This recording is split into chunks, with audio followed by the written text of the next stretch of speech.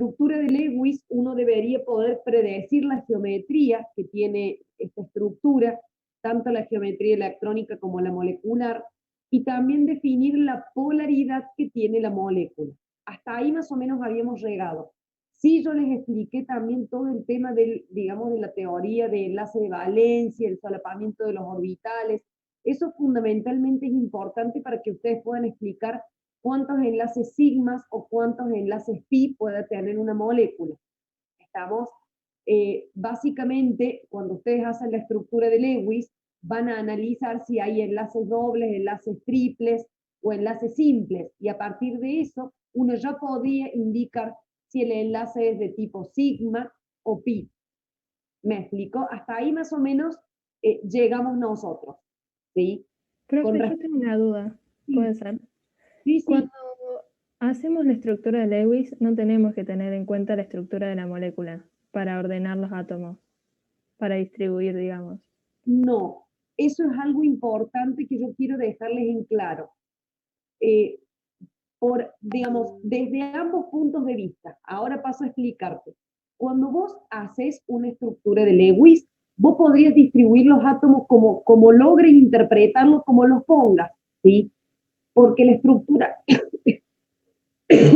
perdón, porque la estructura de Lewis no te indica la geometría. Entonces, cuando vos la dibujás, la podés dibujar, a ver, el ejemplo del agua, vos podés dibujar la estructura de Lewis y mostrarla como lineal. Eso no te está indicando que la geometría sea lineal.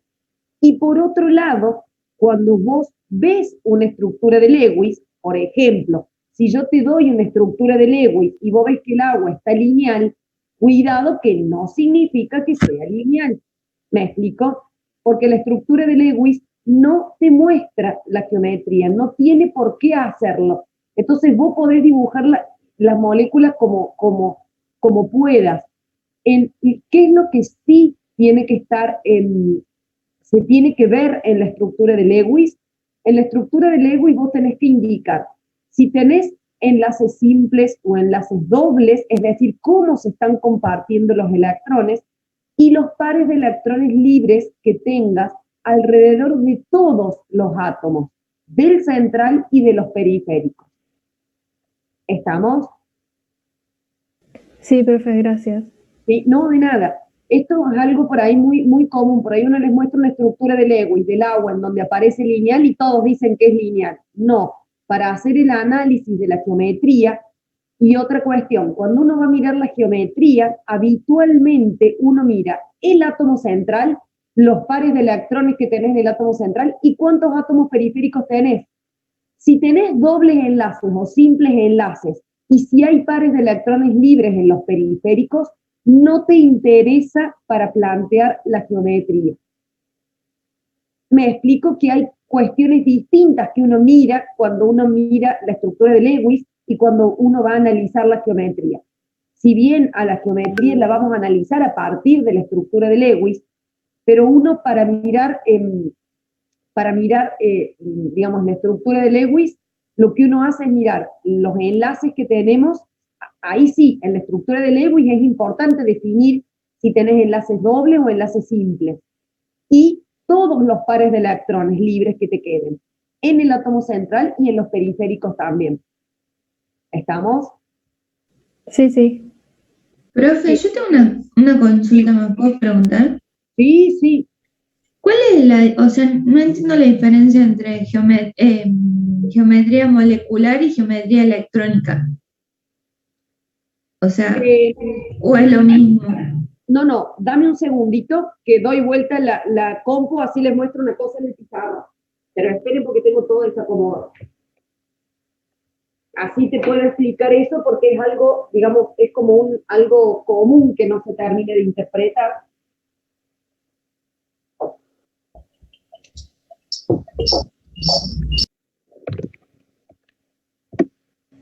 Bueno, esperen que voy girando por parte porque si no se me desenchufa y se me apaga la compu.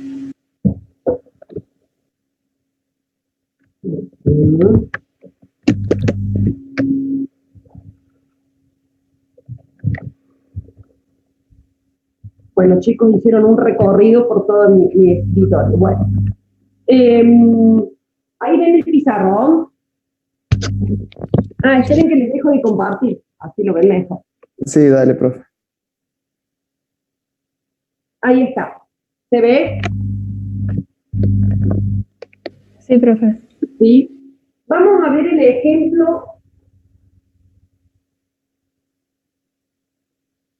del amoníaco. ¿Sí? Vos tenés esa estructura. No sé si se alcanza a ver porque justo de la luz, pero es el amoníaco. ¿Se ve? ¿Cómo hacemos la estructura de Lewis? Voy a plantear el átomo central.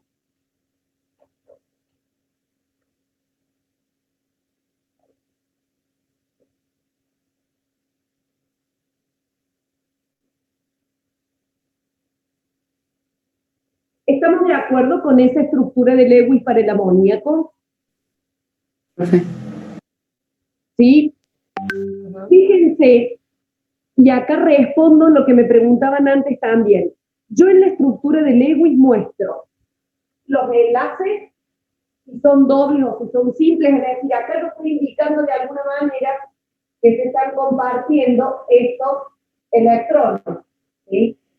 Y que en el átomo central me queda un par de electrones libres y que en los átomos periféricos no hay pares de electrones libres. ¿Estamos hasta ahí?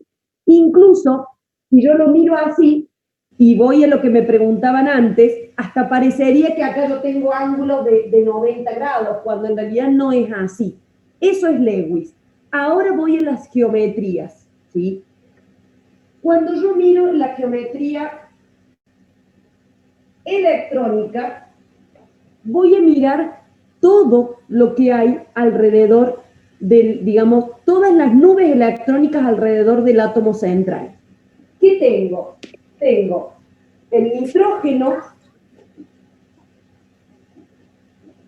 y tengo una nube electrónica acá,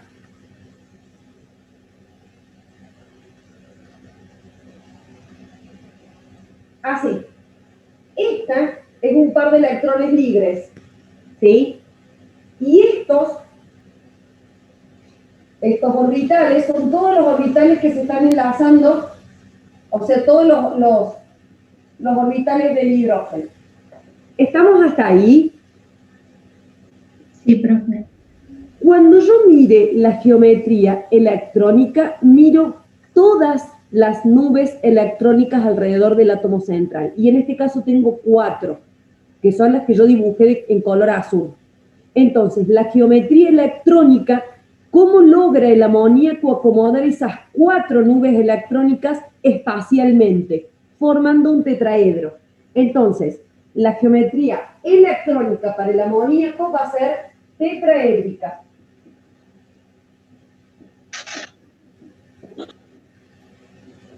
¿Estamos hasta ahí? Sí, profe. Sí. Ahora me voy a la disposición espacial solo de los átomos, ¿sí? Porque los electrones no se, digamos, son pequeños, no los voy a ver. Yo quiero ver la distribución de los átomos alrededor del átomo central para analizar la geometría molecular. Entonces, ahora me voy a la geometría molecular. ¿Cómo se distribuyen los hidrógenos alrededor del nitrógeno? ¿Se distribuyen con ángulos de 120? ¿Están todos juntos? Bueno, ¿qué va a suceder? Para eso yo voy a mirar la geometría electrónica, pero yo sé que esto es un par de electrones libres que va a ejercer repulsión y va a hacer que estos hidrógenos se junten. Entonces,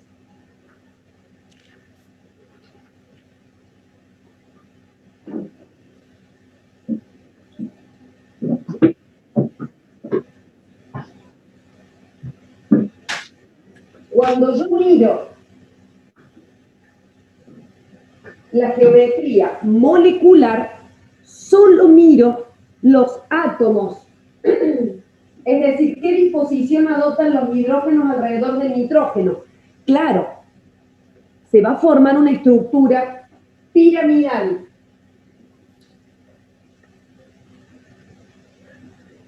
¿Por qué? Porque pensemos en el tetraedro, ¿sí? Pensemos en el tetraedro de la estructura electrónica. Ahora, yo no miro esto, pero yo sé que está y va a ejercer su efecto. ¿Cuál es el efecto que ejerce? Hacer que estos hidrógenos se cierren. Entonces, si esto fuera un tetraedro perfecto, yo tendría todos ángulos de 109. Pero ahora, acá se va a formar una pirámide en donde tengo el nitrógeno como en la punta y los tres hidrógenos hacia abajo, digamos, formando una pirámide de base triangular. ¿Me explico? Y los ángulos van a ser menores a 109,5.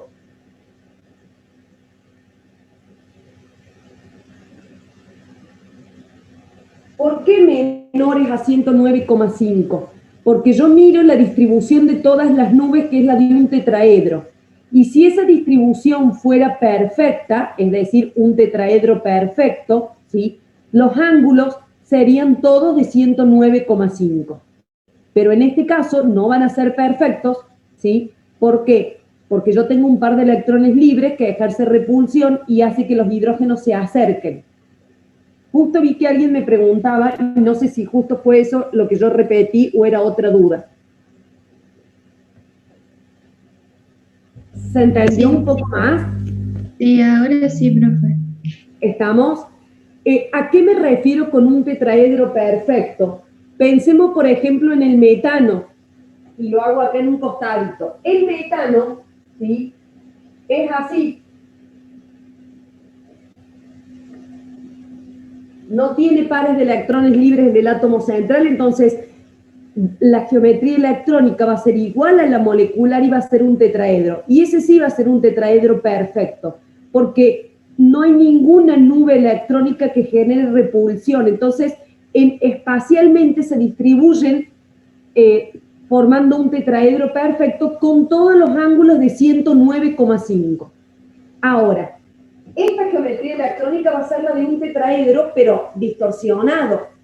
¿Por qué? Porque ahora esta parte va a ejercer repulsión. Y cuando miro la geometría molecular, solo miro la distribución de los átomos. Entonces, no voy a mirar la nube que tiene los pares de electrones libres. Obviamente que la voy a tener en cuenta porque yo sé que esta nube que está acá es la responsable de ejercer la repulsión, pero para darle el formato a esa geometría molecular, solo miro la distribución de los átomos, no de todas las nubes electrónicas. ¿Se entiende? Sí, yo lo estaba pensando al revés, tipo, calculaba la electrónica como molecular y la molecular como electrónica. No. Vos fíjate que el mismo nombre te indica, cuando vos decís electrónica es porque miras todas las nubes electrónicas que tenés alrededor del central. Mientras que cuando uno habla de geometría molecular, solo miras la molécula, sin mirar aquellos orbitales que no están enlazados. ¿Me explico? Sí, profe. Sí, profe. ¿Quedó claro? ¿Sí? ¿Quieren que veamos otro ejemplito? Sí. Profe, estaría bueno.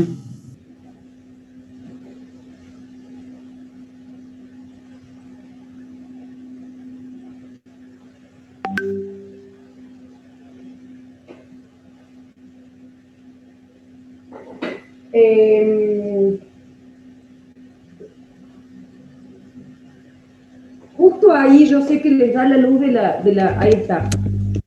Pero si la apago se ve muy oscuro, ya me pasó allá.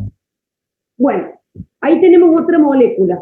¿Qué es lo primero que voy a tener que hacer? Estructura de Lewis, ¿sí? Obviamente, para plantear la estructura de Lewis, a ver, esperen que tengo una pregunta. Las nubes electrónicas cuando... Ah, que no entendí, Lara, tu pregunta. Las nubes electrónicas cuando se abren o solo se juntan por repulsión. No entendí la pregunta. Claro, usted dijo que cuando había pares de electrones solos, ¿Libres? sí, libres, las nubes electrónicas como que se juntaban. Claro, porque el par libre te genera repulsión y hace que las otras nubes electrónicas se acerquen. Y, o sea, solo sucede eso. ¿Sí? No se abren, digamos, por así decirlo, así, no se No, separan. porque vos partís, espera, cuando vos tenés, por ejemplo, el metano, lo que pasa es que soy bastante mala para los dibujos, pero cuando vos tenés el metano, ¿sí? Vos tenés una nube electrónica acá, una nube electrónica acá, un segundito.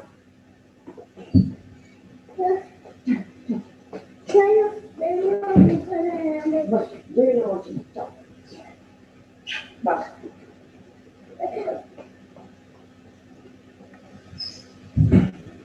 Disculpen la interrupción de las 9. Cuando ustedes tienen el metano, tengo una nube electrónica así, una que se va para atrás, ¿sí? Y una que viene para adelante, formando el tetraedro. ¿Me explico? Esperen, a ver si lo dibujo mejor.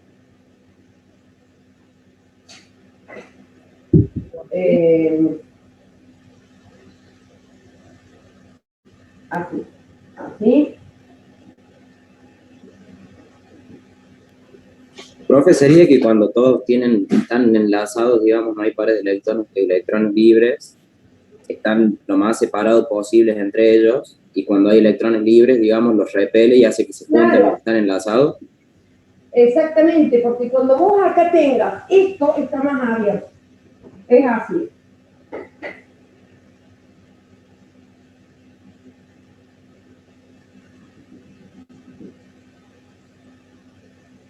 Imagínense fácil. Esto para arriba, este para un costado, este para atrás y este viene para adelante, porque se forma un tetraedro. ¿Me explicó? Ahora, cuando vos tenés, en el caso del amoníaco, esta nube que tiene un par de electrones libres, ejerce repulsión y hace que las otras nubes electrónicas se junten mucho más.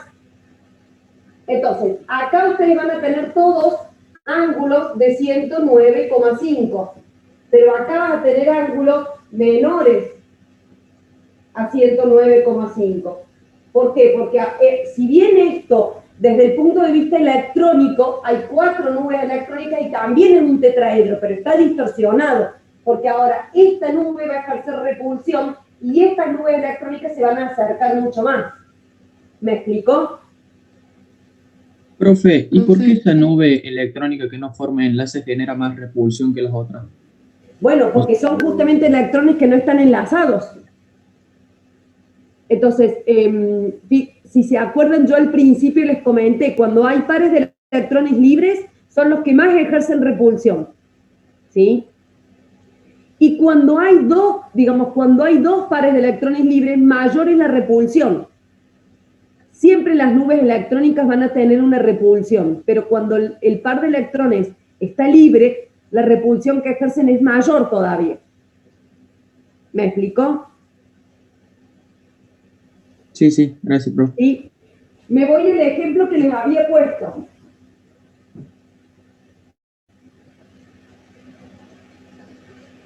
Si uno hace esta estructura de Lewis, me queda el azufre,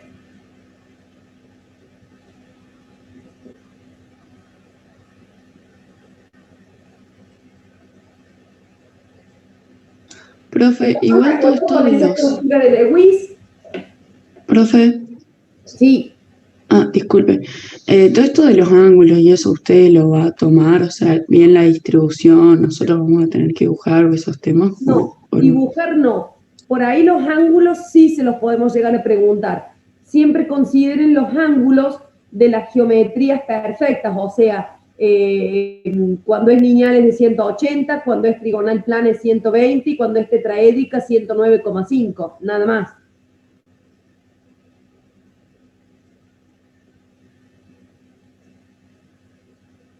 Así que es el cuadrito que está ahí en el PowerPoint. Exactamente. ¿Sí? Ok. Bien, que eso entraría más para el práctico, digamos, que para... Sí, lo que pasa es que se toma todo junto, no sé. Para el teórico, quiero decir. Sí, lo que pasa es que en realidad esta unidad es como bastante teórica y nosotros tomamos todo juntos. Eso va para la justificación de lo que ustedes tengan que explicar. Bien, bien, gracias. ¿Sí? En este caso, de nuevo, si yo quiero mirar la geometría electrónica, ¿sí? Voy a ver que alrededor del átomo central yo tengo 4 nubes electrónicas. Una que tiene un par de electrones libres, otra que tiene un par de electrones libres, otra que está enlazando con el hidrógeno y otra que está enlazando con el hidrógeno. ¿Estamos? Entonces, desde el punto de vista de la geometría electrónica, ¿cuántas nubes electrónicas hay alrededor del átomo central? 4. Entonces va a ser tetraédrica.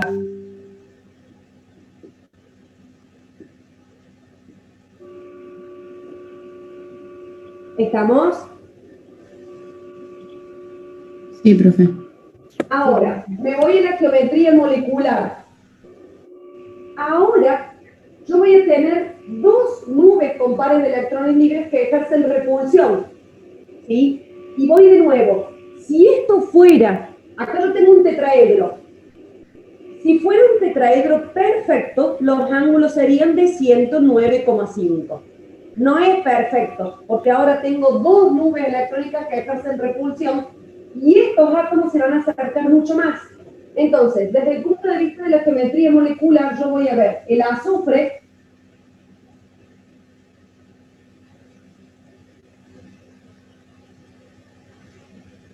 y voy a ver así. Entonces, desde el punto de vista de la molécula, ¿qué tipo de estructura voy a tener? Es angular la geometría molecular.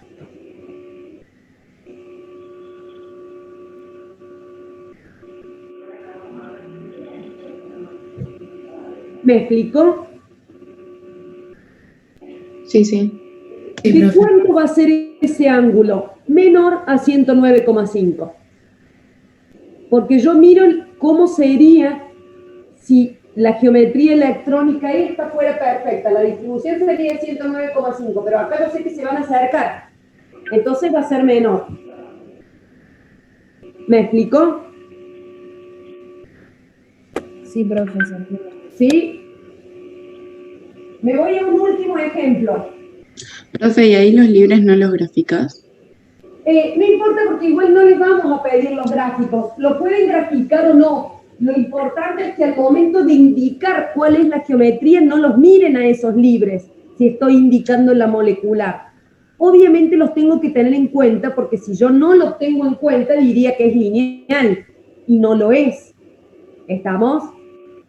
Claro, claro. O sea, como que esos libres le terminan dando la forma final a los importantes. Exactamente. Los pares de electrones libres te van a indicar cómo se acomodan los átomos. Pero yo, para indicar la geometría molecular, solo miro la distribución de los átomos. Pero cuidado, vuelvo a esta estructura. Era así, ¿sí? Cuidado que cuando yo indico la geometría molecular, cuidado con decir yo no miro, porque si yo no miro esto, diría entonces esto puede ser lineal. No, no es lineal porque tengo pares de electrones libres que van a ejercer repulsión. Es angular. Pero cuando yo indico la molecular, miro cómo se ubica la molécula. Es decir, si bien yo sé... Vamos a hacer así.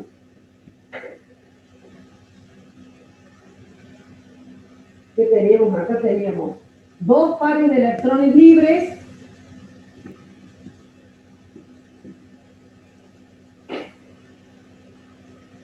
y 2 pares de electrones enlazados, bueno, con el orbital del hidrógeno. ¿Estamos? Cuando yo miro la geometría molecular, miro esto.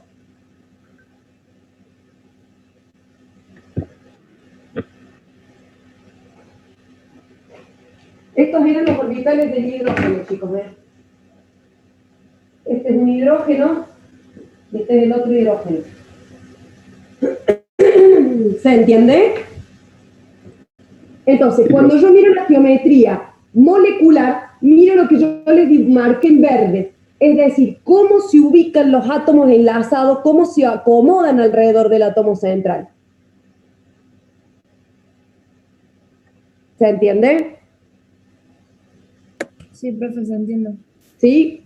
Sí, profe. Fíjense qué pasaría si yo tengo, por ejemplo, esta situación. Cuando hago la estructura de Lewis, esto me va a quedar así.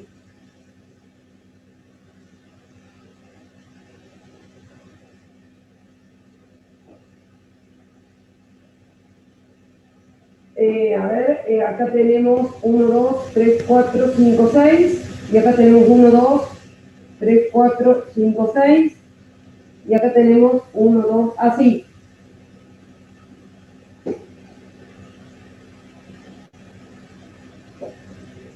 ¿Estamos de acuerdo con la estructura de Lewis? Sí, profe. ¿Sí? Ahora, mira la geometría electrónica. ¿Cuántas nubes hay alrededor del átomo central? Hay 3. ¿Estamos? Entonces, la geometría electrónica va a ser trigonal plana.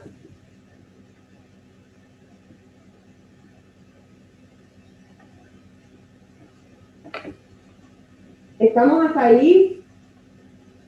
Sí, profe. Acá esto tenemos los pares de electrones libres y estos están enlazados. Ahora miro la geometría molecular. ¿Qué va a pasar? ¿Qué miro ahora cuando miro la geometría molecular? Miro de nuevo esto. ¿Cómo va a ser? Angular.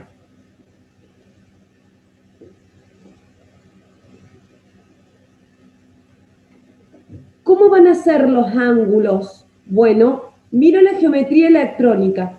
Si esto fuera una trigonal plana perfecta, sus ángulos serían de 120. ¿Se entiende? Sí, profe, se entiende. Sí. Entonces ahora, ¿qué ángulo voy a tener acá?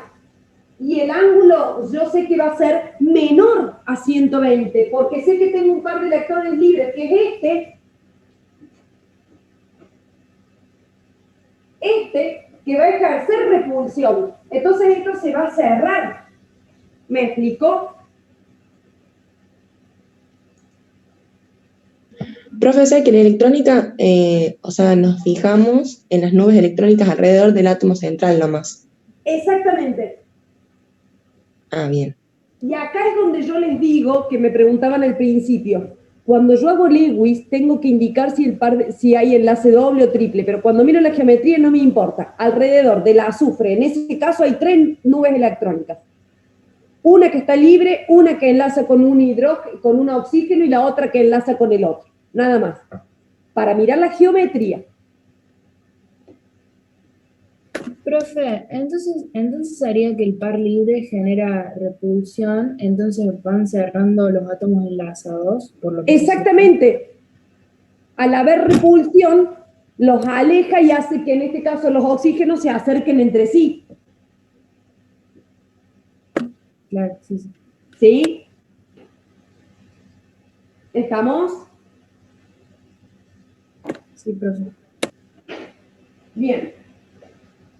Y profe, para calcular si es molécula polar o apolar, ¿se hace con alguna geometría?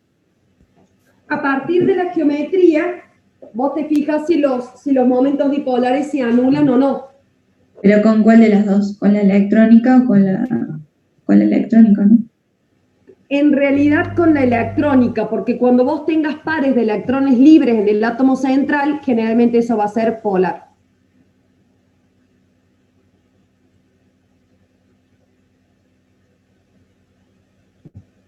¿Sí? O sea, el ejercicio de recién era polar, porque el azufre tenía pares de electrones libres. Creo que todos los que hicimos eran polares, menos el metano. Todos los otros que hicimos eran polares. Bien. ¿Sí? Profe, la geometría de orbitales atómicos híbridos, usted dijo que iba a entrar, creo que lo explicó, pero no me acuerdo. Lo expliqué porque sirve para interpretar la geometría, pero no les vamos a preguntar por las hibridaciones ni los orbitales híbridos. No. Le vamos a Bien, preguntar por la gracias. geometría. ¿Sí? Lo que pasa es que está íntimamente relacionado porque siempre que vos tengas, por ejemplo, cuatro nubes electrónicas alrededor del átomo central, vas a tener una geometría electrónica tetraédrica y libridaciones sp3. Entonces está relacionado, pero no se los vamos a preguntar. De hecho, en realidad uno debería mirar qué hibridación tenés y a partir de mirar los orbitales híbridos uno podría definir la geometría. Por eso se los expliqué. ¿Estamos? Sí, sí, está bien. Bien. Bueno, comparto entonces y vamos a fuerzas intermoleculares. Esperen que de nuevo perdí el archivo. Ahí está. Bueno.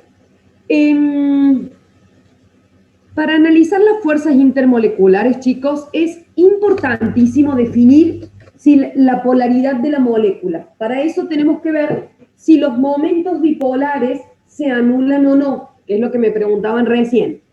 Y en general, cuando tenemos, a ver, ¿cómo lo vamos a ver a eso? Si tenemos pares de electrones libres en el átomo central, generalmente eso es polar, porque es muy raro que se logren anular, porque el hecho de tener un par de electrones libres genera una gran diferencia de electronegatividad.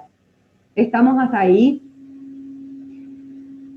Ahora, cuando no hay pares estamos con eso, entonces, cuando hay pares de electrones libres en el átomo central, y lo más probable es que esa estructura sea polar. ¿Se entendió hasta ahí? Ahora, Sí, cuando no hay pares de electrones libres en el átomo central, tenemos que ver si los átomos logran anular sus momentos dipolares o no, porque no siempre va a ocurrir eso. Por ejemplo, en el metano, que yo les mostraba el ejemplo, si alrededor del carbono hay todos hidrógenos, claro, todos los momentos dipolares se terminan anulando. Pero si yo tuviera, por ejemplo, el carbono enlazado con 3 hidrógenos y un bromo, no hay pares de electrones libres en el átomo central, pero ahora los momentos dipolares no se van a anular. ¿Me explico?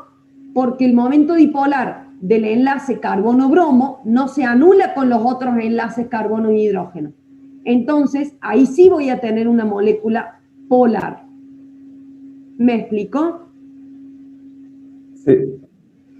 Les hago esta aclaración porque muchas veces ustedes hacen como ese resumen de decir, si hay pares de electrones libres en el átomo central, es polar y si no, no. Cuidado que eso está mal. Cuando no hay pares de electrones libres en el átomo central, tengo que mirar qué hay alrededor del átomo central para saber si eso se va a anular o no. ¿Estamos? Bien. Vamos a ver el tema de las fuerzas intermoleculares. Las fuerzas intermoleculares son aquellas interacciones que se dan entre las moléculas. ¿Estamos? Cuando hablamos de intramoleculares, hablamos de los enlaces, ¿sí? De los enlaces que tiene la molécula, intra, ¿sí? Y eso va a ser responsable de la estabilidad que tenga una molécula individual. Pero ahora vamos a ver cuáles son las fuerzas que existen entre las moléculas. Es decir, si pensamos en el agua, una cosa son los enlaces del oxígeno con el hidrógeno. Eso es intra. Pero otra cosa es qué interacción o qué atracción siente una molécula de agua por la molécula de agua que tiene al lado. Eso es intermolecular. ¿Me explico? Y obviamente para que haya fuerzas intermoleculares no podemos pensar en una sola molécula, porque si yo pienso en una sola molécula y no hay fuerzas intermoleculares porque no tiene otra molécula al lado. Hablaron varios juntos.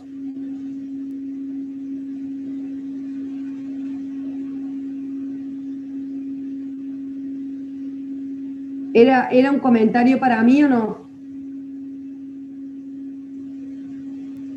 Bueno, estamos entonces, las fuerzas intermoleculares se dan con una molécula con sus moléculas vecinas, ¿está? Y esto nos va, digamos, estas fuerzas intermoleculares van a ser las responsables de que, por ejemplo, encontremos a una sustancia en estado líquido, sólido o gas, ¿sí? ¿Por qué el agua es líquida a temperatura ambiente? ¿Sí? ¿Y por qué el oxígeno es gas a temperatura ambiente? Y el dióxido de carbono es gas a temperatura ambiente, ¿sí? Y el yodo es sólido a temperatura ambiente. Bueno, eso depende de las fuerzas intermoleculares. ¿Estamos? Bueno, esto simplemente para mostrarles que la fuerza que tiene un enlace es mucho mayor a la fuerza intermolecular, pero acá se visualiza, fíjense. Esto es un enlace, es una fuerza intramolecular. Este acá sería otro enlace. Esta interacción que se da entre una molécula y otra molécula, eso es intermolecular. ¿Me explicó? Sí, profe. Bien.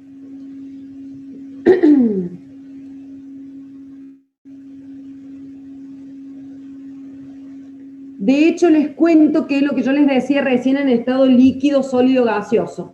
Por ejemplo, de acuerdo a la temperatura, van a cambiar estas fuerzas intermoleculares. Por eso el agua, cuando está a menos 5 grados, está en estado sólido, porque todas sus moléculas sienten muchas atracciones entre sí. Si aumentamos la temperatura y estamos a 20 grados centígrados, esas fuerzas se empiezan a hacer más débiles, se empiezan a romper las intermoleculares, ¿sí? Y el agua la vamos a tener en estado líquido. Y si yo sigo aumentando la temperatura, cada vez las fuerzas intermoleculares van a ser más débiles y pasamos al estado gaseoso. ¿Me explicó?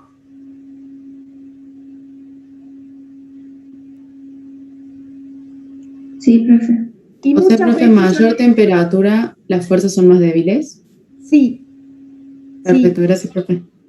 Pero cuidado que ya vamos a ver, porque ahí tenemos que analizar un único tipo de fuerza, porque hay distintos tipos de fuerza. Entonces, o vamos a analizar la fuerza de los distintos tipos de fuerzas a una misma temperatura, o vamos a analizar un tipo de fuerza a distintas temperaturas. Eso ya lo vamos a analizar un poquito más cuando veamos la parte de líquidos, ¿sí?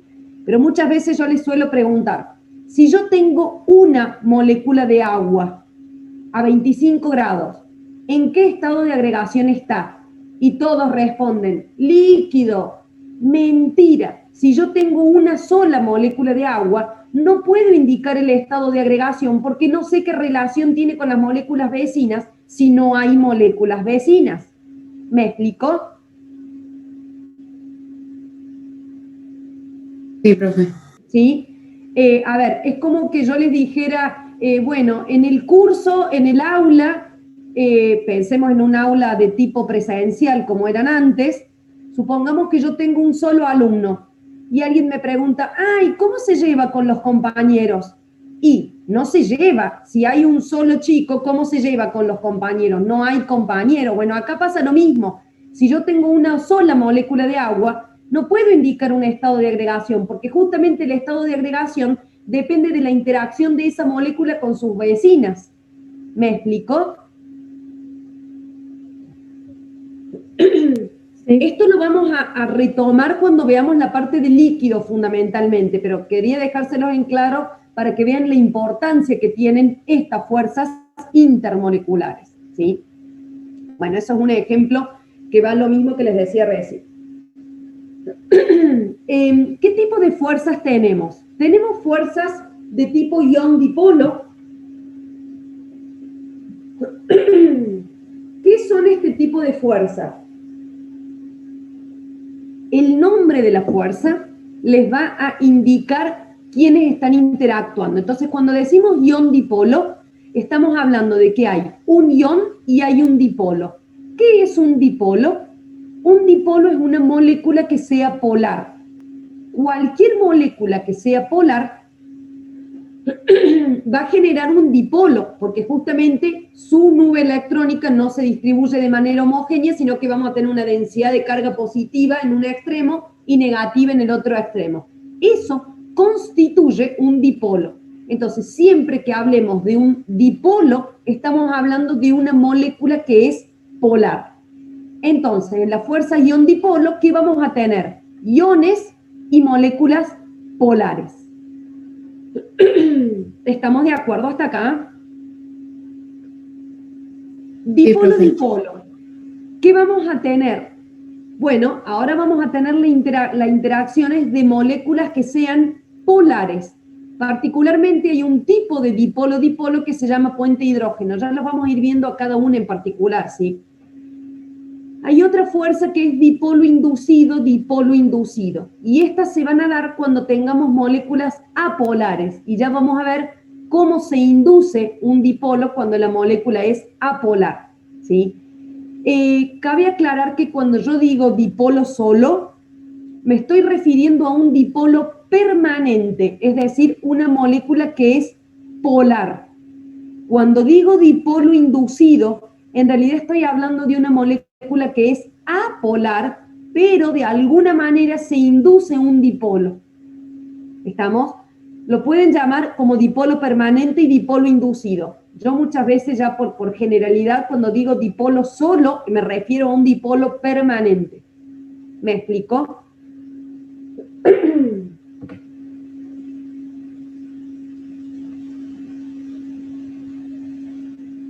Bien, y vamos a ver un tipo que es un dipolo inducido. ¿Sí? Vamos a tener una molécula polar y una molécula apolar. Vamos a ver cada una de estas fuerzas. Cuando hablamos de ion dipolo, bueno, ya les dije, es la interacción entre un ion y un dipolo, es decir, una molécula polar. Acá yo les muestro una formulita, pero no se preocupen que no vamos a calcular nada y no se tienen que acordar de estas formulitas.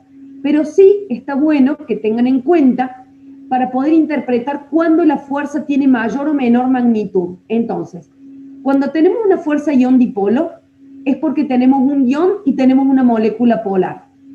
¿Cómo podemos comparar y saber si esta fuerza va a ser más o menos intensa? Bueno, mientras mayor sea la carga del ion y mientras mayor sea el momento dipolar del dipolo, esa fuerza va a ser más intensa, ¿sí? Y mientras menor sea la distancia, ¿sí? También esa fuerza va a ser más intensa. ¿Qué les muestra esta formulita? Que la fuerza intermolecular es directamente proporcional a las cargas que tengamos o al momento dipolar que tengamos y es inversamente proporcional a la distancia. Es una relación coulombica. ¿Estamos? Y acá yo les pongo, digamos, proporcional porque si uno quisiera calcular esto tiene que poner valores, buscar constantes, cosas que no vamos a hacer. Simplemente quiero que quede claro y vale para todas las fuerzas intermoleculares. La fuerza intermolecular es siempre directamente proporcional al momento dipolar, cuando tenemos dipolos, o a las cargas cuando tenemos iones, ¿sí? Entonces, mientras mayor carga tengamos, o mientras mayor sea el momento dipolar, mayor va a ser la fuerza. Y también es inversamente proporcional a la distancia, ¿sí?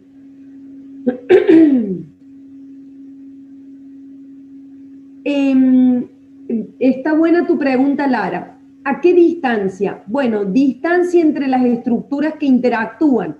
Entonces, mientras mayor sea el ion o más grande sea la molécula polar, más difícil va a ser la interacción. Y acá voy con el ejemplo. Imagínense que este es un ion chiquitito y que los dipolos son chiquititos y va a haber muchísimas interacciones, ¿sí? Entonces, porque la distancia es menor. Ahora, imagínense que estos iones son muy voluminosos o que estos dipolos son muy voluminosos y la interacción se dificulta. Entonces, ahí la fuerza va a ser menor. ¿Me explico, Lara? Sí, profe. Este tipo de fuerzas son las que nos van a explicar por qué que era algo que nos había quedado inconcluso, por qué los compuestos iónicos se solubilizan en solventes polares. Porque ocurre justamente esto. Los iones se van a ver solvatados. Cuando hablo de solvatados, me refiero que están solvatados por el solvente. Particularmente, si el solvente es agua, podríamos decir que están hidratados, ¿sí? ¿Por qué? Porque el catión se va a rodear de las moléculas de agua. ¿De qué parte de las moléculas de agua? Y la molécula de agua sería el dipolo, y la parte negativa, es decir, el oxígeno, que es el que tiene la densidad de carga negativa, el que se va a acercar al sodio. Y los hidrógenos, que tienen densidad de carga positiva, se van a acercar al cloruro, ¿sí? Entonces, cuando yo pongo cloruro de sodio en agua, inmediatamente el cloruro se separa del catión sodio porque se solvatan los iones. Entonces se solubiliza.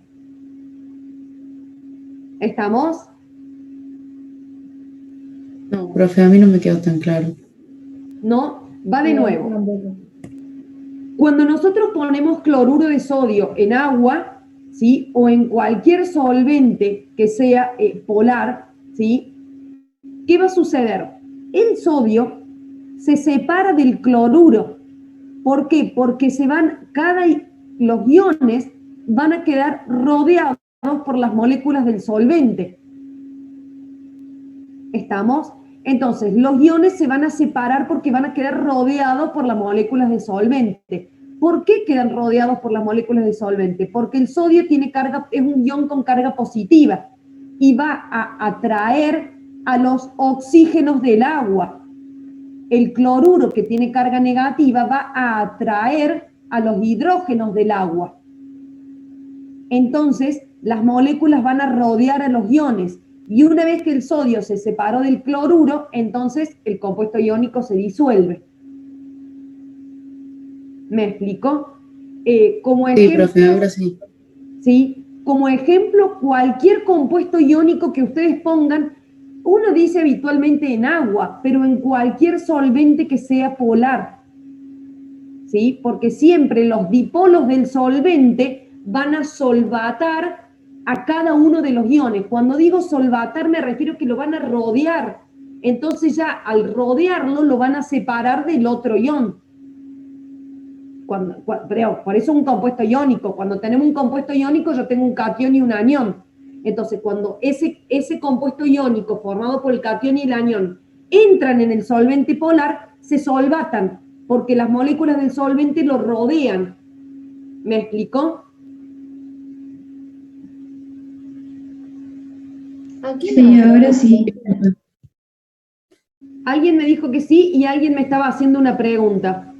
El ion que tiene carga positiva, ¿quién atrae? Al oxígeno del agua. En realidad siempre va a atraer, el catión va a atraer a la parte negativa de la molécula del solvente.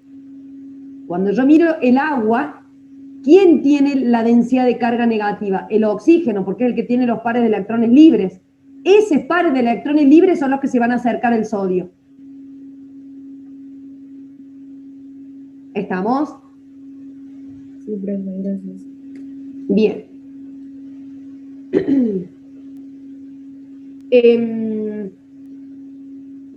Incluso ya vamos a ver que muchas veces se puede inducir un dipolo, ¿sí? En una molécula que sea apolar. Eso lo vamos a ver un poquito más adelante. Cuando hablamos de fuerzas dipolo-dipolo, ¿sí? Hablamos de interacciones entre moléculas que son polares, ¿sí? A la palabra lo dice, dipolo-dipolo. Entonces, ¿de qué estamos hablando? De dos moléculas que presentan un dipolo. Ahora, ¿cómo se van a unir? Bueno, el extremo positivo de un dipolo va a sentir atracción por el extremo negativo del otro dipolo. Cuando hablo del otro dipolo es porque es la otra molécula. ¿Estamos? De hecho, esta es la explicación de por qué los solventes que son polares se mezclan entre sí. ¿Por qué si yo mezclo agua con alcohol se mezcla? Esto, repito, lo vamos a volver a ver cuando veamos líquidos porque está muy relacionado, ¿sí? ¿Por qué el agua se mezcla con el alcohol? Porque el alcohol es una molécula polar y el agua también es una molécula polar. Entonces vamos a tener este tipo de interacciones, ¿sí? ¿Por qué el agua no se mezcla con el aceite? Porque el aceite es apolar y el agua es polar. Entonces no va a haber una interacción entre los dipolos. ¿Estamos? Justo, fui por telepatía, ¿sí? el aceite es una molécula apolar, ¿sí? Lo que pasa es que es más difícil, uno no va a hacer la estructura del Lewis del aceite porque es una molécula muy grande y muy compleja, pero es apolar. Entonces, por eso no se va a mezclar, y de hecho tampoco se va a mezclar, por ejemplo, si ustedes quieren hacer pruebitas en su casa que no sean peligrosas, si ustedes mezclan agua con alcohol, se mezcla, pero si ustedes quieren mezclar agua con aceite, no se mezclan. ¿Qué pasará si yo quiero mezclar alcohol con aceite? Se los dejo en suspenso. No se van a mezclar. Tampoco se mezcla. Pero tampoco, porque uno es polar y lo otro es No, apolar. no explota, si no, no se los daría para hacer. Ahí alguien me pregunta si explota. Bueno, fíjense, uno debería esperar que no se mezclen porque el alcohol es polar. De hecho, el vinagre, ¿sí?, es polar y tampoco se mezcla con el aceite. ¿Estamos? Pero, por ejemplo, esto es así como un ejemplo que yo les suelo dar, cuando uno prepara una ensalada, uno que le pone sal, vinagre y aceite. Pero uno lo que debería hacer es solubilizar de alguna manera la sal en el vinagre, porque la sal es un compuesto iónico y el vinagre es un solvente polar. Entonces eso sí se disuelve, ¿sí? Pero la sal en el aceite tampoco se va a disolver, porque la sal es iónico y el aceite es apolar. Entonces ahí está bueno ese ejemplo porque tenemos el vinagre, que es una solución, pero es polar, el aceite, que es apolar, ¿sí?, y la sal, que es un compuesto iónico. Entonces ahí tenemos todas las posibilidades. Entonces ahí pueden jugar y probar a ver si la sal se disuelve en el aceite, si el aceite se disuelve en el vinagre, si la sal se disuelve en el vinagre, y practicamos todo esto, ¿sí? Bien, con respecto a esta formulita, nuevamente la fuerza intermolecular va a ser directamente proporcional a la magnitud que tengan los dipolos. ¿Cuál es la magnitud del dipolo? Bueno, ahora tengo que mirar la molécula. Mientras mayor diferencia de electronegatividad haya, más polar va a ser esa molécula, ¿sí? Y de nuevo inversamente proporcional a la distancia.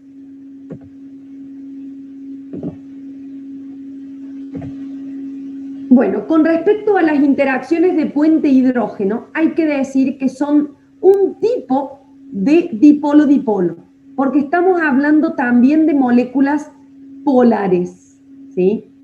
Pero particularmente cuando tenemos un hidrógeno enlazado a un oxígeno, nitrógeno o flúor, se da un efecto particular. ¿Por qué?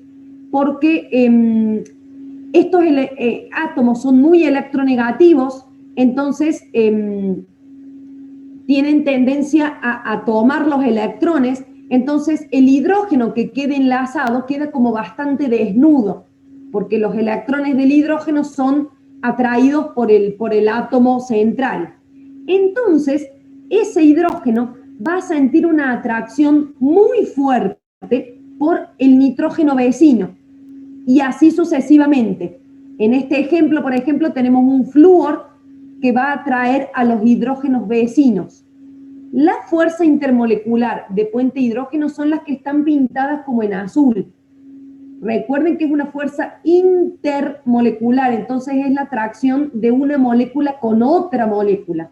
¿Qué parte de la molécula? Bueno, el hidrógeno que siente atracción por el nitrógeno vecino, o en este caso, el flúor que va a atraer al hidrógeno vecino.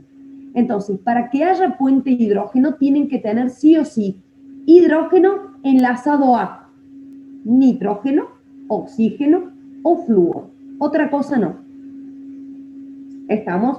Y es un dipolo-dipolo muy intenso, ¿sí? Fíjense, por ejemplo, sí.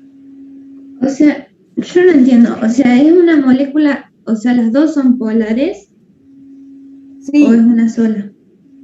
No, a ver, el puente hidrógeno se da entre moléculas que sean polares. Puede ser la misma molécula, por ejemplo, si yo tengo amoníaco, esta molécula tiene un puente hidrógeno con esta molécula y esta con esta y esta con esta. Pero yo también podría tener el ejemplo que tengo acá abajo, amoníaco en agua ¿Y qué va a suceder? Bueno, el oxígeno presenta, digamos, tiene el hidrógeno unido al, el agua tiene el hidrógeno unido al oxígeno. Y el nitrógeno también tiene unido un hidrógeno. Entonces, de nuevo se va a dar esta situación. Y también se va a establecer un enlace de tipo puente hidrógeno entre el agua y el amoníaco. El ejemplo que yo les daba recién del agua y el alcohol sucede lo mismo, porque en los alcoholes también existen puentes hidrógenos. Entonces el agua se disuelve en el alcohol por interacciones de tipo puente hidrógeno. ¿Me explico?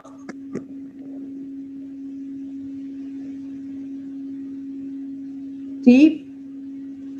Sí, profe. Por ejemplo, el cloruro de hidrógeno en agua, ¿qué tenemos? El agua no va a generar puente hidrógeno con el cloruro de hidrógeno, porque el cloruro de hidrógeno no tiene hidrógeno unido a flúor, oxígeno o nitrógeno. Entonces, por ejemplo, en el ácido clorhídrico no hay interacción de puente hidrógeno, hay dipolo-dipolo nada más. ¿Estamos? Bueno, y ahí están los ejemplos de los puentes hidrógenos.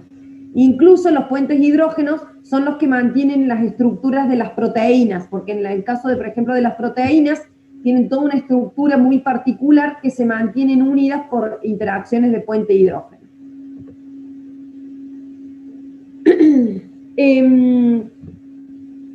Con respecto a las interacciones dipolo-inducido, ahora vamos a analizar otra situación, ¿sí?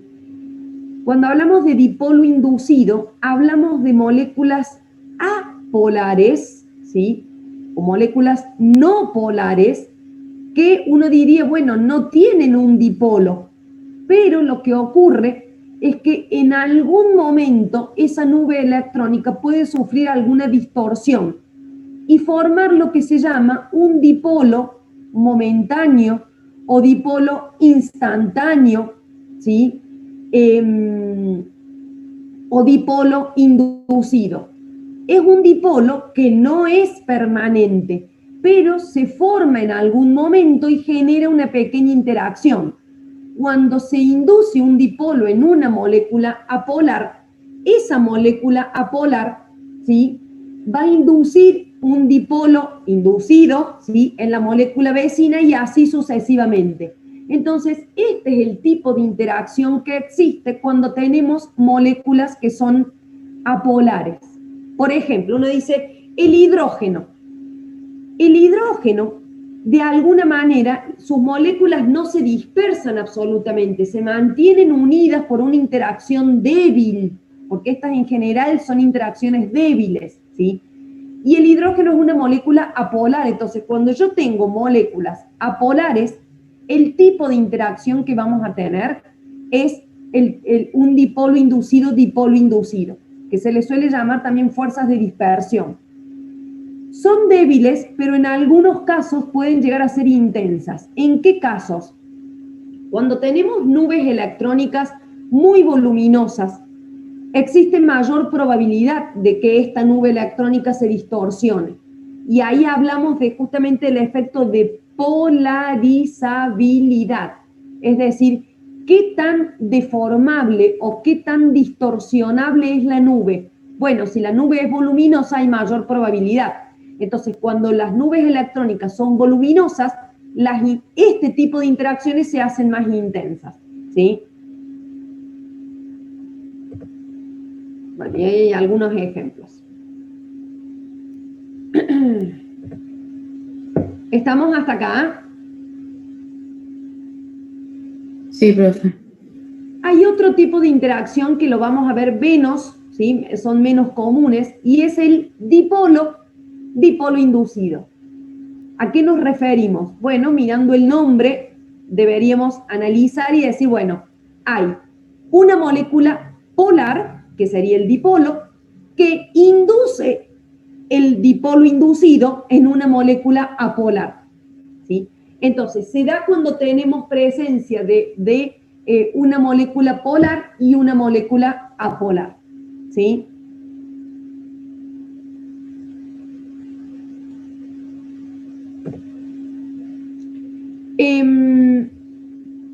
aclarar que las fuerzas intermoleculares no son excluyentes entre sí. Por ejemplo, yo pienso en el agua, ¿sí? El agua presenta puente hidrógeno, pero uno habitualmente menciona la fuerza de mayor intensidad, porque es la que le va a dar la propiedad a la sustancia. Ahora, ¿el agua tiene dipolo-dipolo? Y sí, porque de hecho el puente hidrógeno es un dipolo-dipolo. Y presenta fuerzas de dispersión de London, que son estos dipolos inducidos, y también, porque en algún momento esas nubes electrónicas se distorsionan y se generan estas interacciones. Entonces, el dipolo inducido, está presente en todas las moléculas. Lo que pasa es que cuando yo tengo alguna fuerza más intensa, menciono esa, porque es la que le va a dar la característica a la sustancia. Entonces, ¿en el amoníaco tengo dipolo inducido? Sí. Lo que pasa es que el amoníaco presenta una fuerza mucho más intensa, que es la de puente hidrógeno. A esa me voy a referir cuando mencione el tipo de fuerza presente en el amoníaco. ¿Se entiende?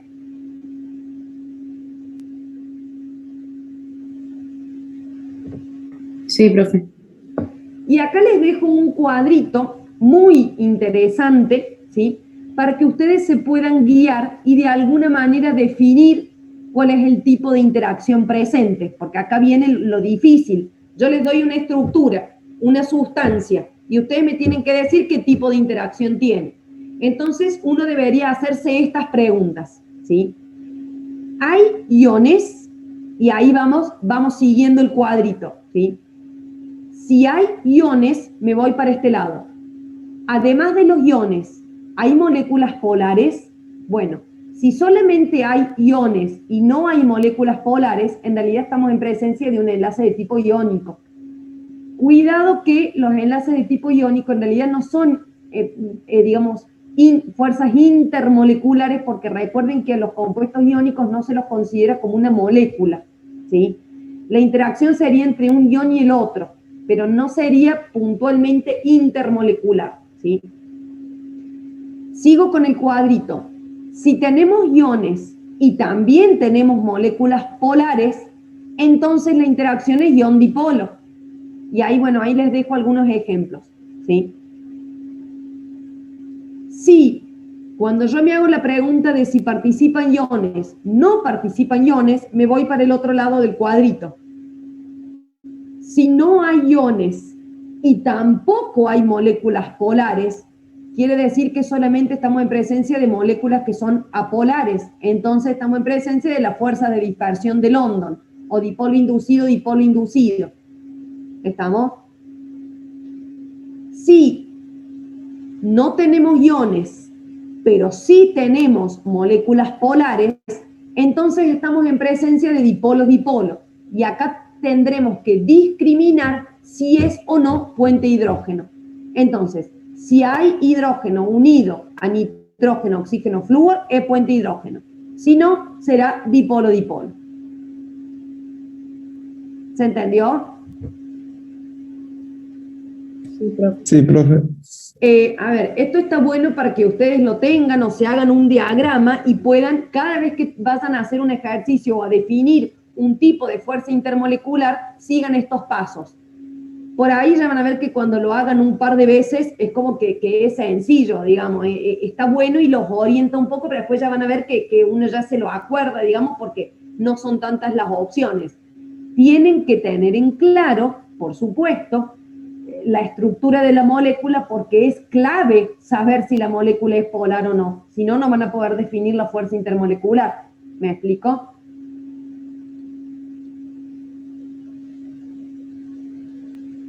Bien, este cuadrito, les cuento, lo saqué del libro del Brown, ¿sí? No me acuerdo la página, pero igual eso es muy relativo. En la parte de fuerzas, digamos, intermoleculares, de ahí saqué este cuadrito que me parece súper, digamos, como clarificador después de todo el tema, ¿sí? Es como que está bueno. Bueno, chicos, ¿dudas, preguntas con esta parte? No, profe, o sea, ¿esto entra dentro de la evaluación del miércoles? Hasta acá entraría. Profe, Sí. a mí no me cerró las fuerzas de London. Las fuerzas de London se dan cuando vos tenés moléculas que son apolares. Pensá, por ejemplo, en el metano. El metano es el CH4. Es una Sí. molécula apolar. ¿Qué interacción va a tener el metano con su molécula de metano vecina? Si las dos son moléculas apolares. Pero tiene que haber alguna pequeña interacción que haga que se mantengan unidas. ¿Estamos? Si bien estas fuerzas en general son débiles, pero ¿cómo se dan? Porque en algún momento esta nube, que en realidad es una nube que se distribuye homogéneamente, por eso la molécula es apolar, sufre alguna distorsión momentánea y ahí se genera un dipolo inducido, porque en realidad la molécula es apolar, pero se induce un dipolo que es momentáneo o instantáneo, es de un momento y nada más. Pero en ese momento, ese dipolo instantáneo genera un dipolo instantáneo en la molécula vecina y así sucesivamente. Entonces se van generando pequeños dipolos momentáneos. Y eso es lo que mantiene unidas a las moléculas. Claro. ¿Estamos? Sí, profe, gracias. Yo tengo una duda todavía de Sí. el momento dipolar, no lo entiendo, no sé qué es ni nada. El momento dipolar de la molécula Sí. es la resultante entre todos los momentos dipolares de los enlaces. Para analizar el momento dipolar vos tenés que mirar la geometría que tiene la molécula para saber si los momentos dipolares se anulan o no.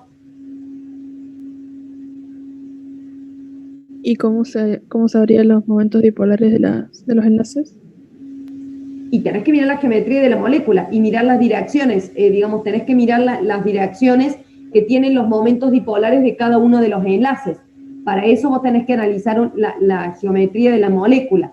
Por ejemplo, nosotros habíamos visto los ejemplos, si vos tenés una molécula lineal y los átomos, los átomos periféricos son los mismos, entonces en ese caso, vos tenés que tener en cuenta la geometría de la molécula y mirar los momentos dipolares de cada uno de los enlaces y hacer como una sumatoria vectorial. Y en la suma vectorial te fijas si el momento dipolar resultante se anula o no. Si se anula, entonces la molécula va a ser apolar. Y si te queda algún momento dipolar resultante, entonces la molécula es polar. Ahora sí, profe, gracias. Es decir, vos vas a tener una molécula apolar cuando el momento dipolar resultante sea igual a 0. ¿Cómo haces para mirar ese momento dipolar resultante? Tenés que plantear la geometría y tenés que plantear los momentos dipolares de cada uno de los enlaces y hacer una sumatoria. Nosotros no hacemos la sumatoria de manera numérica, ¿sí? Simplemente nos fijamos si se anulan o no. Para saber si se anulan o no, acordate que el momento dipolar es una magnitud vectorial, entonces tenés que mirar el módulo y la dirección. ¿Estamos? Sí, profe, gracias. Profe, ¿cómo vamos a hacer para quizás llegar a ver todo en el práctico? Porque nos queda una sola clase y estamos en el punto 5. Bueno, eso ya lo van a ver con la profe, cómo se organizan. En realidad, van a ver que cuando vayan avanzando van a ir repasando lo anterior, ¿sí? Porque cuando ustedes definan, por ejemplo, las polaridades y tienen que ir practicando y hacer las estructuras de Lewis, entonces como que van a ir repasando, ¿me explico? Entonces, cuando vayan avanzando van a seguir repasando lo anterior. En el caso de ustedes, la clase que viene no van a tener porque es feriado, entonces a lo mejor la profe les deja alguna clase grabada como para que puedan avanzar un poco más. Ah, bien, joya. ¿Estamos? Claro. Sí, lo que pasa era que justo esa semana de la primera semana de junio teníamos otros 3 parciales. Por eso, como estábamos hablando con la profe, la clase pasada se podía pasar una más. Pero bueno, eso no sabemos. Por eso yo al comienzo de la clase les pregunté y les dije que no sería la semana que viene, sino la próxima. Claro, esa próxima tenemos los 3 parciales y bueno, en mi caso 2 coloquios. Pero bueno, no sé, vamos a ver cómo nos vamos a organizar. Lo que pasa es que yo se los tengo que tomar dentro del horario de clase y si yo se los paso una más se nos va a juntar con la próxima evaluación. No sé, eso habría que verlo, pero el problema es que después se le van a juntar las dos unidades. Claro, sí, lógico. Porque nosotros deberíamos seguir avanzando con la materia. No habría problema en correr la evaluación, pero se les va a juntar, digamos, después en el tramo de una semana van a tener la evaluación de la unidad 3 y de la unidad 4. Ese sería... En la clase del martes, es decir, no sé qué día cae, pero en vez de jueves va a ser un martes, ¿no se puede eso? Sí, No. se puede. Digamos, la evaluación sería, la semana que viene dijimos que no, sería la próxima semana. Pero de la próxima semana de hacerlo el martes, me parece mejor hacerlo el jueves, pero como ustedes quieran. No, yo me refería, digamos, el martes después al jueves 3, que no sé exactamente qué día cae. Bueno, es que ahí ya le vamos a estar tomando más o menos la evaluación, digamos, de la unidad 4. Profe, ¿y no hay posibilidad que nos tomen, o sea, directamente el parcial, en vez de, o sea, que nos tomen la unidad 4 directamente en el parcial? No, porque estas evaluaciones son las que a ustedes les permite, digamos, a ver, eso yo ya se los expliqué al principio. Estas evaluaciones son evaluaciones continuas que le dan a ustedes la posibilidad para rendir el parcial. Entonces yo esas evaluaciones se las tengo que tomar antes del parcial. Ah, bien. ¿Me explicó? Yo entiendo que es mucho y por eso las evaluaciones que nosotros hacemos, de hecho, vieron las evaluaciones anteriores, las preguntas son muy sencillas, digamos, no son preguntas muy complejas y tampoco no tienen que justificar nada, digamos, es un cuestionario de 4 preguntitas que son sencillas, ¿sí? Yo no tendría problema en pasarlo, pero se nos va a juntar, no sé, déjenme ver la fecha. Bueno, de hecho, hoy, por ejemplo, ya tendríamos que estar avanzando con la otra unidad. Por eso no quiero seguir perdiendo tiempo, chicos. Lo pasamos, pero yo ahora necesitaría avanzar un poco más porque nos vamos a demorar mucho. ¿Me explico? No sé qué clase... Y si no, lo que podemos hacer es que ustedes vayan viendo las clases grabadas, porque si no nos demoramos mucho, digamos, durante la clase y no alcanzamos a avanzar. A ver, si no fuera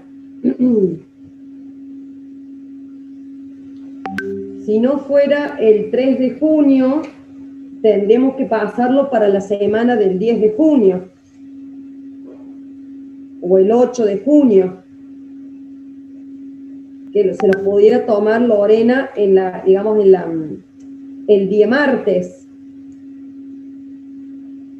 Claro, y en ese caso, o sea, que sea el día martes 8, podríamos, no sé, si usted puede, uno de sus jueves, que se lo dé a la del práctico, así llegamos bien con el práctico, y tenemos 2 clases de práctico.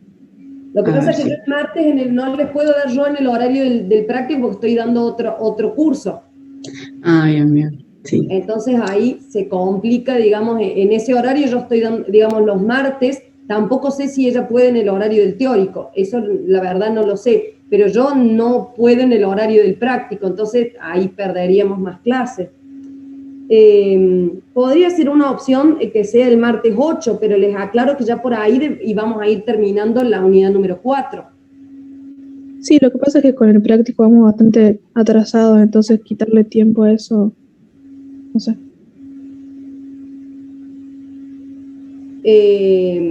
Bueno, yo debería definir, entonces directamente lo podría tomar el jueves 10, pero yo, a ver, a esa altura ya vamos a ir avanzando con la unidad número 4.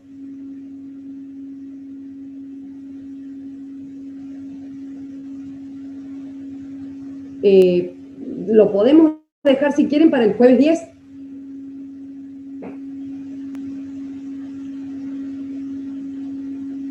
Por eso yo lo pregunté al comienzo de la clase y habíamos quedado con que era el jueves 3. pero pensé que ya había quedado cerrado. Pero ese no se va tema. muy lejos, profe, hasta el 10. Y sí, se Para va mí. súper lejos, pero no sé qué quieren que haga. Sí, se va muy lejos, digamos. Para mí no es conveniente, pero bueno, no sé. Sí, para mí tampoco, para mí Sí, el 3 está para mí el bien. 3. Sí, el 3, Para profe. mí también. Bueno, entonces lo dejamos el 3. A ver, yo estoy tratando de seguir, digamos, lo que ustedes me van pidiendo, pero lo que pasa es que entre ustedes mismos se contradicen y es muy difícil, porque si yo lo pongo un día me dicen que no, si lo pongo otro día me dicen que no, si lo pongo otro día me dicen que no. Por eso al principio de la clase les dije, la semana que viene no, para que puedan terminar, pasaría para la próxima semana. Y habíamos quedado como el jueves 3. Esas serían las opciones, ¿sí? El tema, Matías, es que si cancelamos el parcialito, nadie va al parcial y ahí estamos en el horno. Ahí dice que se cancela el parcialito. Lo que sí se podría hacer es tomarlo juntos. Lo que pasa es que cada uno tiene su nota. Entonces, un día yo les podría tomar los 2 parcialitos juntos, pero cada uno va a tener notas individuales. Me parece que es mucho para ustedes también. Bueno, profe, si no lo dejemos como habíamos quedado Sí, al comienzo de la clase. Sí, lo dejemos para el 3. ¿Quedaría entonces para el 3? Sí, sí. No el jueves que viene, porque yo también trato de avisárselos con tiempo. No el jueves que viene, sino el próximo, ¿sí? Y seguramente la profe sí me había dicho que les iba a dejar algunas clases grabadas como para que puedan avanzar un poco con la parte del práctico también, ¿sí? Estaríamos entonces... Esperen que ya no me acuerdo si modifiqué o no modifiqué. No, quedó entonces el jueves 3, ¿sí? ¿Estamos?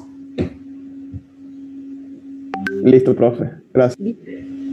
Bueno, ¿dudas o preguntas hasta acá? Porque hasta acá sería, digamos, la unidad número 3. Bien. Esperen que voy a dejar de Profe, compartir. una cosa. En cuanto a geometría, yo tengo notado desde las grabaciones que cuando se forma un ángulo mayor es mejor porque hay menos energía de ionización. Pero no entiendo por qué hay menos energía de ionización si el ángulo es mayor. No, energía de ionización, no.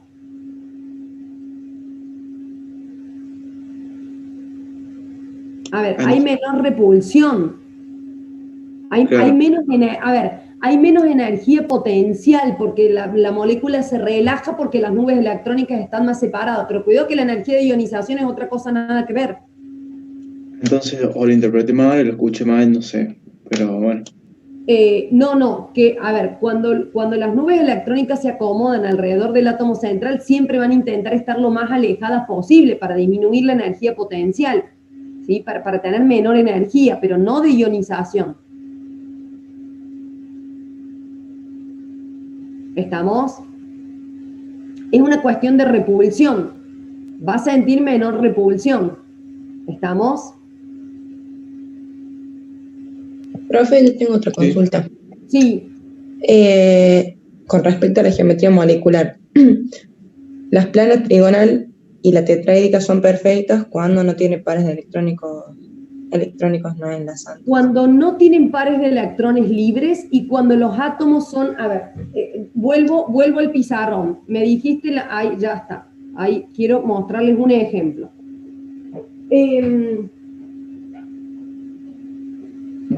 Lo que pasa es que mis dibujos son bastante malos, entonces voy a hacer una plana trigonal que es más fácil. Pero, igual los dibujos no se los pedimos. Supongamos que tenemos boro, flúor 3. ¿Se ve ahí en pizarrón o le hace mucho brillo la luz? No, sí se ve. ¿Se ve? Entonces, la estructura del Lewis para este caso va a ser el boro, flúor, flúor, flúor. ¿Estamos? En este caso, la geometría electrónica es igual a la geometría molecular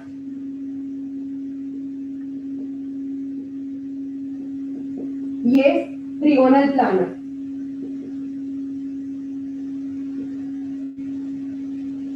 Y no sé tampoco si lo alcanzan a ver tan abajito el pizarrón. Ahí está. Sí, profe, sí se ve. ¿Sí? Y en ese caso tendríamos una plana trigonal perfecta con ángulos de 120. ¿Estamos de acuerdo? Sí, sí. ¿Qué pasaría si yo tengo, por ejemplo, oro, hidrógeno, flúor 2?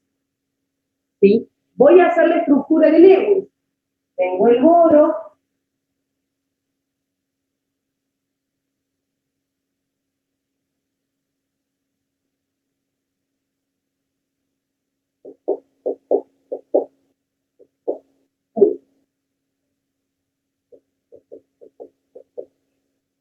geometría electrónica y molecular van a ser iguales y también va a ser trigonal plano. O sea que desde ese punto de vista todo es lo mismo. ¿Estamos de acuerdo hasta acá? Ahora, voy a analizar los ángulos. Ahora, esto no es una plana trigonal perfecta. Incluso miren la situación, tampoco hay pares de electrones libres, porque algo de eso me preguntaron recién. Pero, ¿qué pasa? Ahora, estas nubes electrónicas no son iguales a las del hidrógeno. ¿Me explico? Estas son un poco más voluminosas que el hidrógeno. ¿Estamos?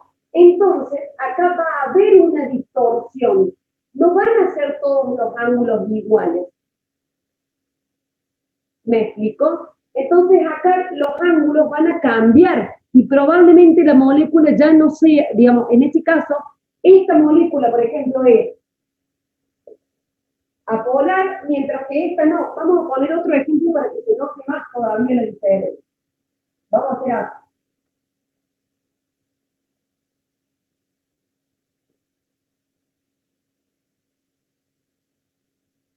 Así la vamos a hacer. Entonces voy a cambiar uno de estos a... En el caso anterior lo mismo sucede, pero por ahí en este se entiende más. ¿Qué va a suceder ahora? No hay pares de electrones libres en el átomo central, la geometría electrónica y molecular es la misma, trigonal plana, hasta ahí va todo igual. Pero cuando yo mire los ángulos, ahora no van a ser todos de 120, porque esto es una nube más voluminosa. Esta es una nube más voluminosa que esto. Entonces, ¿qué va a ocurrir? Estructuralmente, seguro que va a pasar esto. Entonces ya los ángulos no son de 120 y la molécula tampoco va a ser apolar. ¿Me explicó? Ahora acá yo voy a tener un momento dipolar distinto de cero. Esto es apolar y esto va a ser polar. Y estos son ángulos de 120, 120, pero acá yo voy a tener un ángulo menor a 120 y acá mayor a 120. ¿Me explicó? Sí, profe.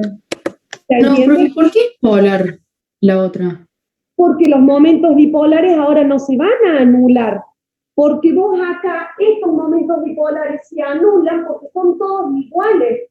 Pero acá, este momento bipolar no es igual a este.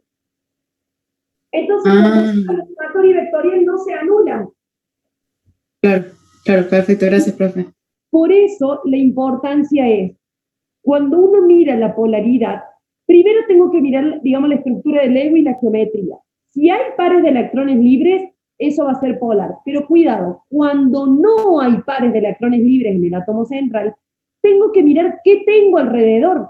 Si todo lo que yo tengo alrededor del átomo central es lo mismo, posiblemente esos momentos dipolares se anulan, y estamos hablando de este ejemplo. Ahora acá no se anulan porque el flúor no tiene la misma electronegatividad que los hidrógenos. ¿Me explicó? O sea, haciendo así como estaba en el ejemplo de la clase pasada, que iba con las flechitas irían para abajo. Por eso- Exactamente, exactamente, ¿sí? ¿Estamos? Sí, ¿Se profe. entendió? Sí. Bien. Bueno,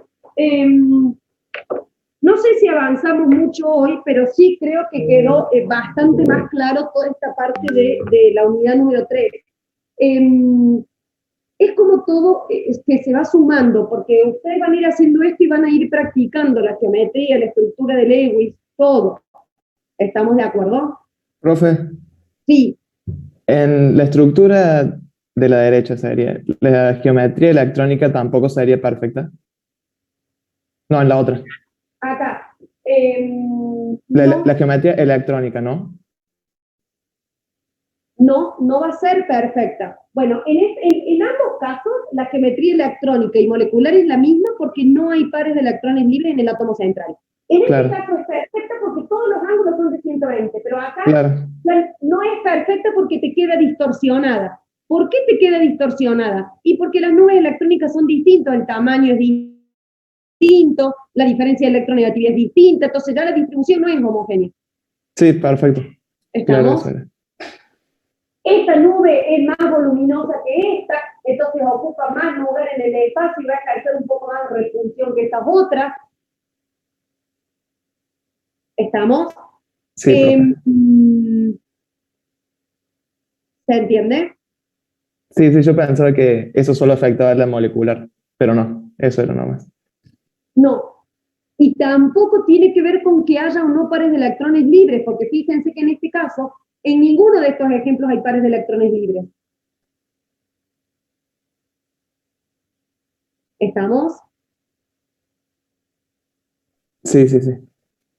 Bueno, chicos, les cuento que la idea mía de hoy era avanzar un poco con la unidad número 4, que no llegamos. Con lo cual, yo les voy a pedir que ustedes, por favor, vean para la semana que viene, que yo ya lo tengo grabado y ya se los voy a subir, pero que vean en la parte de la clase número 10, que es la parte que comenzamos con la parte de gases.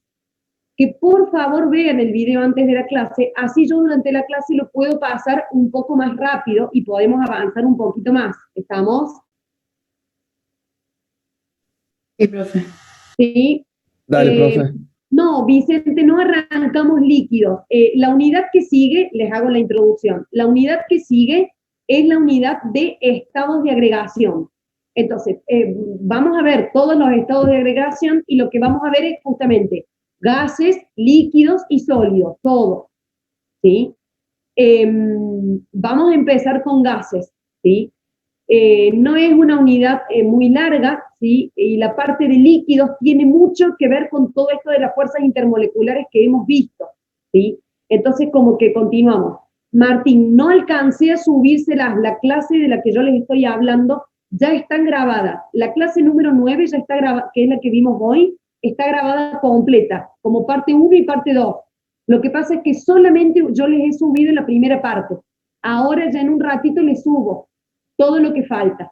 La clase 10 ya está grabada, pero tampoco se la pude subir. Y parte de la clase 11 también está grabada, pero no les alcancé a subir nada. ¿Estamos? Lo que nosotros vimos hoy ya está todo grabado, pero no se los alcancé a subir. Lo que ustedes tienen hasta ahora es hasta la primera parte de la clase número 9. ¿Sí? Yo ya lo tengo grabado y ahora se lo subo, lo que resta de la clase 9, la clase 10 y parte de la 11. ¿Estamos? Matías, el primer parcial supuestamente debería entrar hasta la unidad número 5, pero no creo que lleguemos. Ya vamos a ver cómo lo organizamos. Si es que corremos el parcial o es que tomamos el parcial con una unidad menos. Ya lo veremos. ¿Sí? Ya vamos a ver cómo avanzamos. Técnicamente deberíamos llegar hasta la parte de soluciones antes de irnos a las vacaciones de julio y con el parcial tomado. Probablemente lo que hagamos sea correr el parcial para que podamos tomar todas esas unidades en el primer parcial y que no les quede tan largo el segundo parcial. Pero eso lo tenemos que analizar.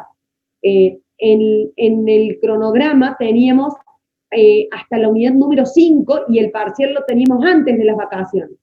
Probablemente tratemos de avanzar, pero el parcial quede para después de las vacaciones. Pero esto que le estoy diciendo son todas posibilidades, ya lo vamos a analizar con Lorena también, a ver cómo lo definimos, ¿sí?